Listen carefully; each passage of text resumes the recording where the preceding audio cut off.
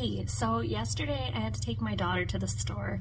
On our way there, I was like, hey, Charlie, let's see if there's anybody God wants us to talk to while we're at the store. And she's like, yeah. And I said, well, let's ask him if there's anything he wants to tell us about that person. And she writes down this little list in her notebook of like what the person looked like. And so we got all our shopping done and she kept looking and she wasn't seeing this person anywhere. We stayed there for probably another hour and we couldn't find this person anywhere. I'm like, so maybe we should just love whoever we see in front of us. And she's like, yeah, Mom, let's find another person. Then we go to the checkout lane, decide we're just going to love whoever's in front of us. And so we get to the checkout lane, and I always ask my cashiers, hey, how you doing? This cashier is like, oh, well, you know, I'm okay. Whenever someone gives me that kind of answer, I'm like, hey, why did you not tell me you're, like, fantastic? She said that someone had done something really, really wrong, and she was really struggling, basically, with being really unforgiving toward that person. She was just hurt. She's a believer, and she's, like, beating herself up for not being able to forgive that person. So I got to really encourage this lady, like, hey, that unforgiveness, that's not who you are. You don't need to feel beat up by it. Put it aside because it's not real. And she was like, yeah, I don't want to be that way. I'm like, so you don't have to accept that feeling. Just because the feeling comes, you don't have to keep it. If they don't know Jesus, they're certainly not going to act like him. And she's like, wow, I never thought of it that way. And I said, I'd look at other people, and when they're doing something wrong, I'm like, man, I wonder what they're dealing with that makes them act that way. How could I love them really well in that situation? And she was like, oh my gosh. And she gave me this big hug, and she was so grateful.